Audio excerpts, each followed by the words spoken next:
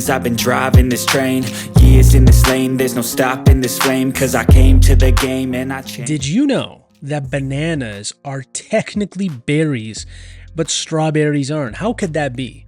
So botanically, a berry is a fruit that's produced from the ovary of a single flower with seeds embedded inside the flesh. So this quirky classification makes bananas, kiwis, and even eggplants true berries. What's up, everyone? Welcome to another episode of the Strength Classroom. Today I'm showing you a heavy max, whatever you want to call it, effort workout, so my heavier one of the week.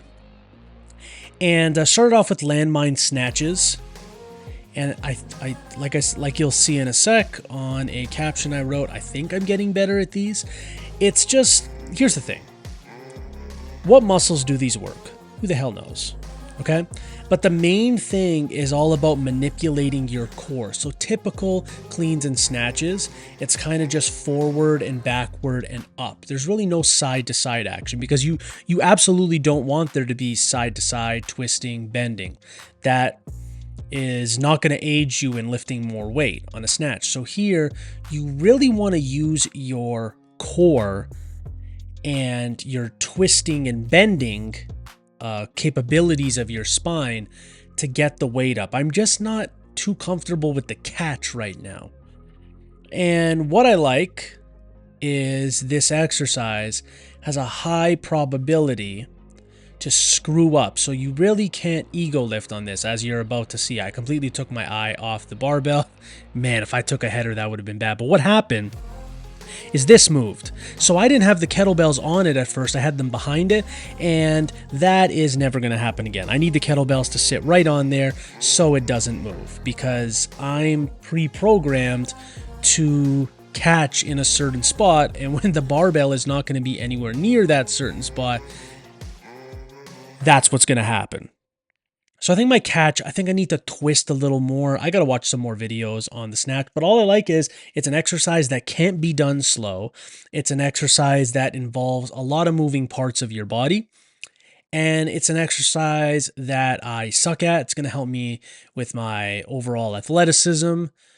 And it doesn't take too much technique to learn, but it does at the same time, if that makes any kind of sense. So here's my first exercise of the day, just adding some bands to incline bench. You'll notice my main pressing exercise, you're going to see it all over the place, is the incline bench. Different variations, different grips, different angles, different rep ranges, things like that are going to change. Now, you'll notice, and I think I'm going to write a small, tiny little ebook, maybe 10 to 15 pages, about how you can rotate exercises without constantly doing a new variation every single week. So some people, when they do conjugate, they think they're advanced, like the people at Westside Barbell, and it's like 1 week I'm going to do floor press, the next week I'm going to do overhead press, and the next week I'm going to do incline press.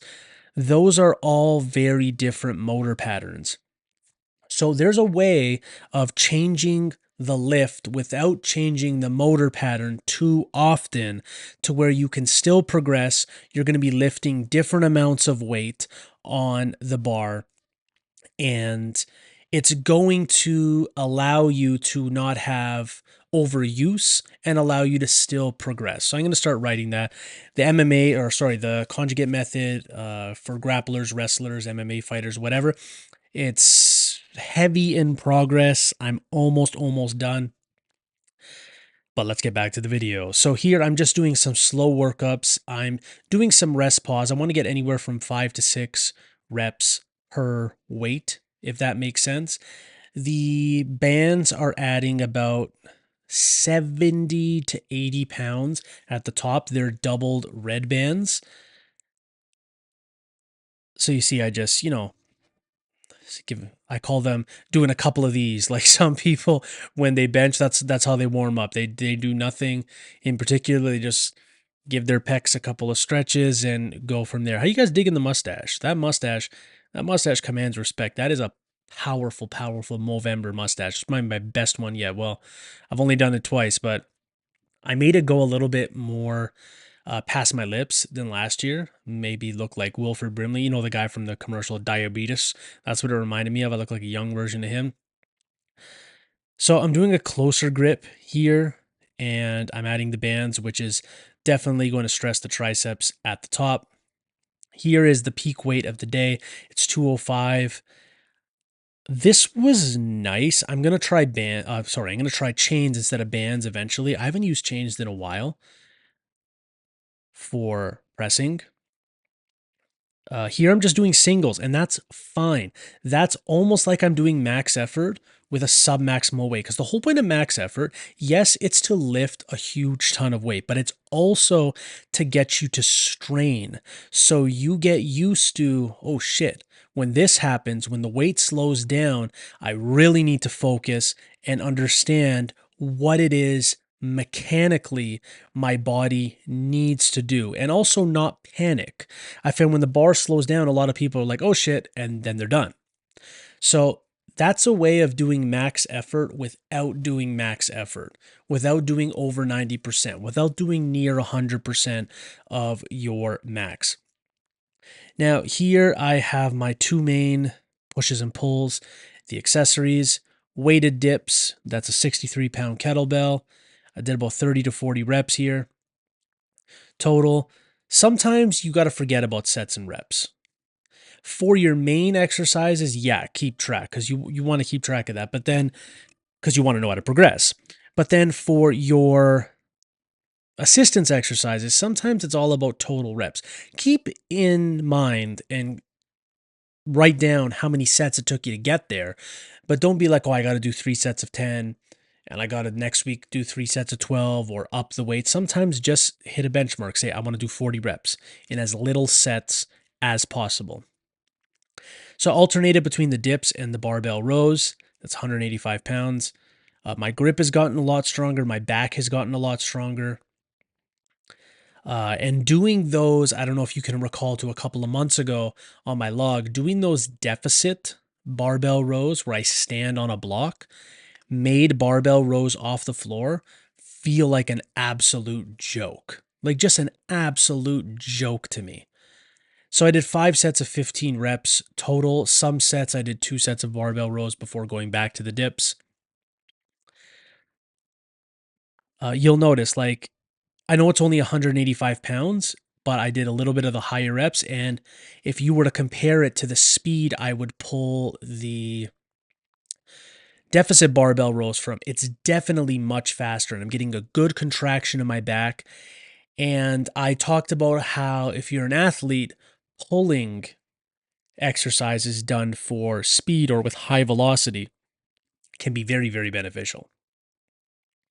Now, here's just some tricep work. I'm using my Kensui Fitness Tokyo bar. Or is it the Kyoto bar? No, it's the Kyoto bar. And it's basically a rackable easy curl bar. It's a very, very good bar. You can go heavy for triceps on that. You can see this is almost like just an extension. You could call it a JM press, all you want. It's triceps. It's tricep work. Even JM Blakely, the guy who invented the JM press, even said that he didn't even give these a name. He just used to call them tricep work. It was the other people at the gym who then labeled it the JM press. So he just called it triceps. So that's I'm not going to get too complicated. I'm too detailed with that. It's triceps. So here are some Lou raises for the delts, 4 sets of 15 total. But you'll see later I moved on to another variation. So I did 2 sets of that and then 2 sets of the other variation. Someone told me to try these not kettlebell floor flies, but just floor flies. And I'm like, let me try them with kettlebells because I've always liked kettlebell flies. They were okay. They weren't fantastic. I don't know, maybe I'll try the flies on the bench. But here it prevents you from going down too low. And then you get the big pec contraction at the top. You guys try these out. Let me know what you think. I'm going to give them another shot and see if I like them. Now, here's like a kettlebell Lou raise variation, but it's done with kettlebell. So the weight is going to feel a little bit different. I came up with another variation where it's almost like a front raise or like a front, I guess, press. and then you go into this variation. You'll see that in future workout vlogs, but really that's all it is, just a simple upper body workout, nothing fancy. If you like this video, like, share, subscribe, do all that good stuff. Check out some of my ebooks that are currently on sale right now, and as always, ladies and gentlemen, have yourself a great day.